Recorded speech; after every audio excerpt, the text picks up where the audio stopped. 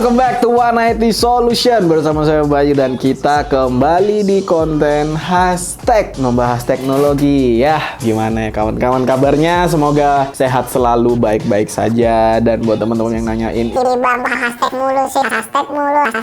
Yang review apalah, rakit PC kayak apa kayak. ya sabar. Habis ini bakalan ada rakitan nih spesial ya. Jadi ditunggu aja. Mungkin kalau tidak ada kendala Sabtu besok sudah dirilis ya untuk video rakitannya. Semoga tidak ada kendala, oke? Dan ngemeng-ngemeng soal membahas teknologi, ini ada berita terkini ya dari updatean sih sebetulnya, updatean dari yang sudah saya bawakan yang lalu ya. Karena belakangan ini hashtag selalu membahas soal leak atau bocoran atau rumor mengenai entah itu AMD 7000 atau RX 7000 atau Nvidia 4000 atau Intel Gen 13 ya, atau Intel Arc ya. Ini semua masih di dunia itu aja. Dan kali ini beritanya datangnya dari Intel Core i7 13700K. Baru-baru ini ada bocoran di CPU Z yang melakukan tes dan ternyata dapat menyentuh angka 6,18 GHz dan menunjukkan 1000 poin pada CPU Z.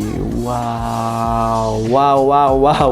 Ini menunjukkan sebuah performa yang wow ya dari Intel i7 generasi ke-13 atau yang akan datang ini Raptor Lake. Pada pengujian CPU Z ini, Intel Raptor Lake i7 13700K ini dapat mencapai 6185 MHz atau 6,18 GHz dengan menggunakan seluruh 8 core performance ya dan 4189 MHz dengan semua 8 e-core atau efficiency core. Nah, untuk mencapai clock setinggi itu, CPU berjalan dengan menggunakan 1536 volt. Dan untuk pengujiannya sendiri, ini menggunakan motherboard Asus Z690 ROG Strix A dengan memori DDR4 ya, nggak menggunakan DDR5. Dan pada pengujian ini juga untuk hyper threadingnya itu dinonaktifkan, sehingga yang ditunjukkan itu adalah 16 thread bukan 24. Dan untuk hasilnya ya, pada CPU ini itu menghasilkan 1010 poin dalam uji thread tunggal atau single dan 11.877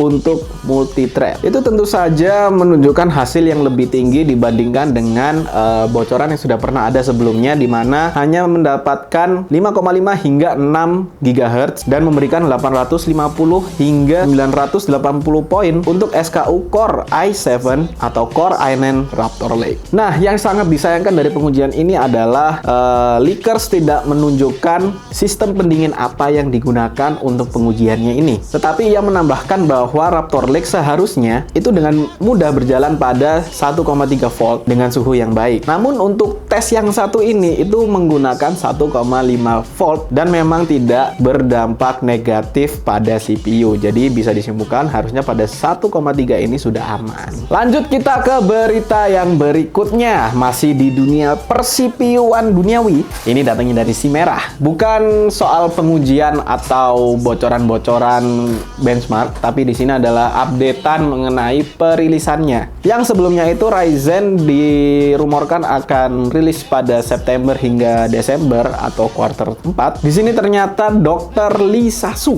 selaku CEO dari AMD itu mengkonfirm bahwa perilisannya ini kemungkinan adalah pada bulan September tahun ini. Dan menurut rumornya lagi, AMD mungkin akan mengungkapkan seri terbarunya yaitu pada tanggal 15 September tahun ini. AMD juga akan menyelenggarakan sebuah event yang bernama Meet the Expert untuk penggemar dan juga profesional, di mana perwakilan dari semua mitra dewan utama itu akan berbicara tentang motherboard seri 600 mereka yang akan dirilis untuk AMD Ryzen 7000 series ini. Lebih lanjutnya lagi, Dr. Lee Sa-su juga mengatakan bahwa Radeon RX 7000 series ini sudah berada pada jalur yang tepat untuk diluncurkan akhir tahun ini. Itu berarti tidak akan ada perubahan ataupun pembaruan untuk perilisan dari RX 7000 series ini. Jadi semuanya sudah difikskan bahwa Ryzen 7000 series ini akan keluar kemungkinan tanggal 15 September tahun ini, sedangkan untuk yang RX 7000 series Radeon ya, ini VGA-nya, itu akan dirilisnya pada akhir tahun, berarti sekitaran Desember. Tanggalnya masih belum ada. Nah, di sini juga saya mendapatkan rumor untuk spesifikasi dari Ryzen 7000 series ini, dan berikut ini bisa teman-teman lihat. Untuk Ryzen 9 7950X itu ada di 16 core dan juga 32 thread dengan base clock-nya ada di kurang lebih 5,5 GHz dengan TDP-nya 170 Watt. Kemudian ada juga Ryzen 9 7900X dengan 12 core dan juga 24 thread. Untuk base clock-nya di sini masih belum ada, dan untuk TDP-nya itu ada di 170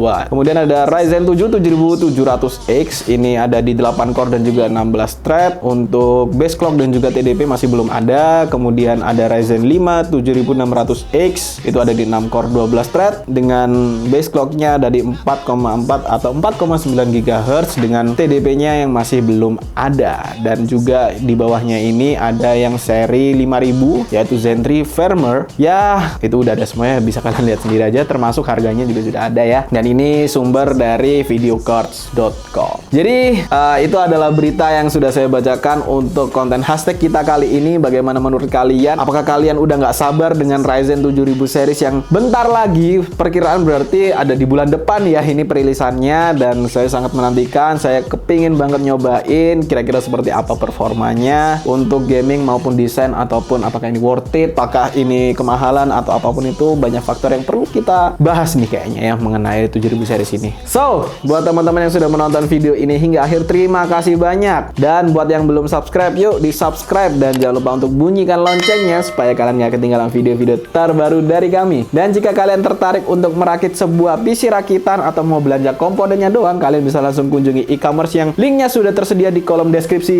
di bawah ini. Sekali lagi terima kasih, mohon maaf bila saya ada salah kata. Saya Bayu pamit undur diri, and peace out.